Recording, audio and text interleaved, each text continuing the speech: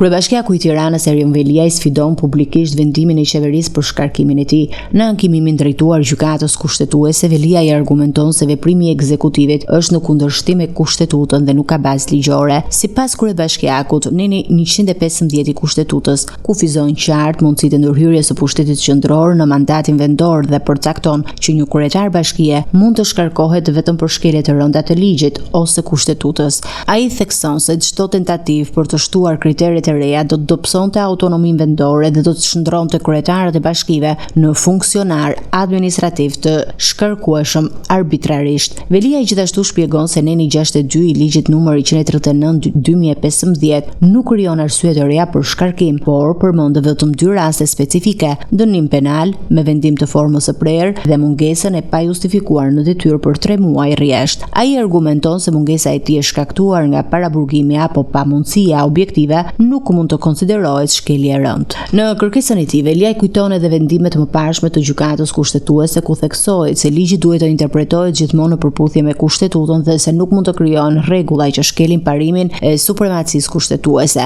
Ai nënvizon rëndësinë e afatit për ankimim duke theksuar se afati 15 ditor llogaritet nga momenti kur interesuari merr dieni për vendimin, që në këtë rast është zbotimi në fletorin zyrtare. Veliaj paralajmëron se interpretimi i qeverisë për mungesën e tij si arsye për shkarkim krijon një precedent të rrezikshëm duke shndruar mbrojtjen kushtetuese në mjet për të justifikuar vendime politike. Ai nënvizon se një interpretim i tillë do të dobësonte rolin e gjykatës kushtetuese si garant i rendit kushtetues dhe do të sfidonte ndarjen e pushteteve.